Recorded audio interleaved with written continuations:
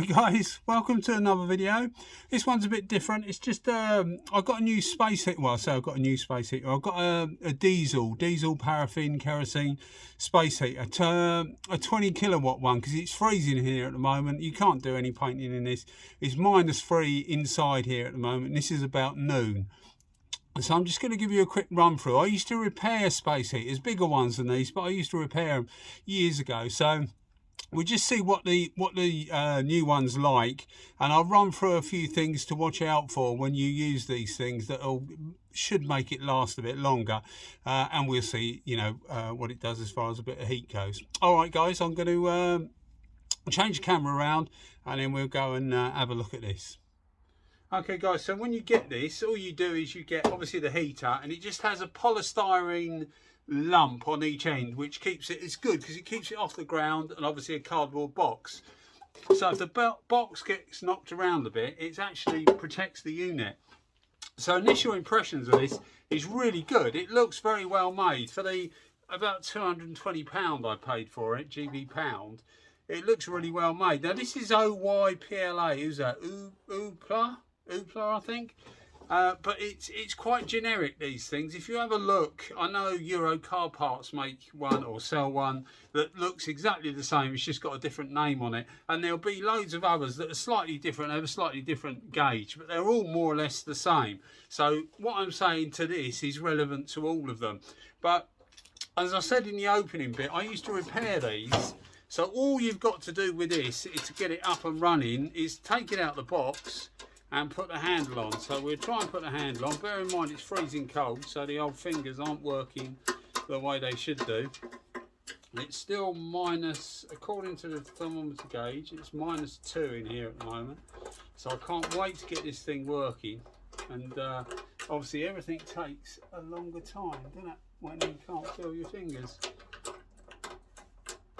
Oh, come on. That's better. So we'll get this on. And what I wanted to run through is just a few things. As I said before at the start, I used to repair these things. So one of the things to look out for, and it's probably the most important things on these things, is to make sure your fuel is filtered. Bit of rubbish in there. It's only paint, I think.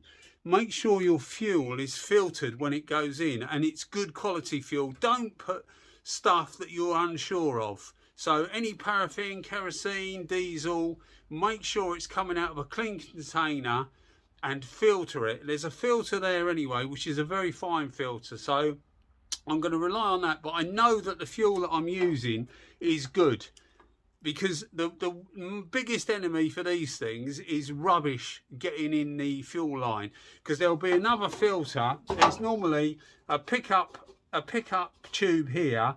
It goes up into the burner. So obviously the diesel supplies the heat. All you've got is an electric fan with a small pump, which we'll just go into in a sec. But it sucks the diesel up there, or paraffin, whatever, sucks it up there, and there'll be another filter sunk in a small tube, and that will get blocked. And once that starts to get blocked, it starts to burn dirtier, it will stop and start, and it's a right mess. So the biggest enemy of these is rubbish in the tank. So the first thing you need to do when you get these is to make sure that the tank is actually crystal clear and clean. Now I'm going to try and move the, let's get a torch. I don't know if you can see, but that is actually spotless in there. So make sure when you get these, when you buy these, that you're not getting one that's a rusty unit to start with, because you'll be on a nightmare trip straight away. So we're going to put that in. I'll put some diesel in a minute, and we'll obviously run. You run with it. You get a move that back again. You get a gauge there, you know, just an average fuel gauge really. But another thing I was going to say is this is you have an input and an output filter on these. Normally that's the input filter, so the air is sucked in through there, and that's the air for the pump. That supplies, what you'll get is you'll get ambient air going through here, which there's a fan there. The fan will draw it through and throw the air out the front. That's to get rid of the hot air, of the you know, make the air hot, if that makes sense, bring the air through. But you've also got a small pump in here which works the same as if you've ever played with air tools, you've basically got a rotor with some vanes in it. And what happens with an air tool, the air comes in one end, picks up on the vanes and spins the rotor, and that's how like an air drill and air tools, sanders, whatever, that's how they work. Well, this works the opposite way, in that an electric motor turns that, normally it's like a Bakelite thing with some vanes on it, it turns that, and that makes a small amount of air, and that small amount of air goes through and pushes the fuel through. That's what gives the injection of fuel. That's what sucks the fuel up. So as I said before, with putting rubbish fuel in there, or fuel that you're unaware of, you'll get exactly the same problems if you're not keeping this filter up to spec, because what it'll do is it'll block the jet, and the jet will look like a similar thing to a paint gun, you know, a small nozzle with a hole in it, and that's how the fuel comes out, and then it's obviously ignited. So that's what you need to do. Make sure that this is all kept clean and the fuel is really, really clean, and these things will be really reliable normally. That's the biggest problem you always used to get whenever they used to come in for repair. It was a rusty tank, because if you've got a bit of water in the fuel inside there, it looks as if this one's coated in a sort of like some kind of anti-rust thing, same as the outside, which is a really good idea.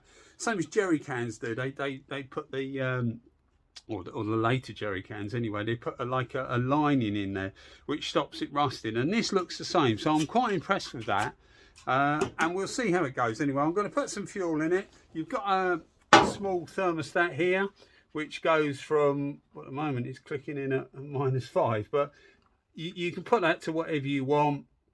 I presume that just comes on when it's actually burning, and that's your on off switch. So I'm going to put some fuel in it now, and we'll see how it goes, and we'll see how it warms the place up. At the moment the place is I don't know whether you can see that, but it's -1 according to that thermometer there.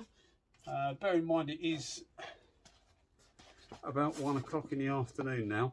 Another thing I've got is what they call a clean funnel. It's got a lid and a cap at the bottom on it, and it just makes sure no rubbish goes in there. So I'm going to use that to put the fuel in there.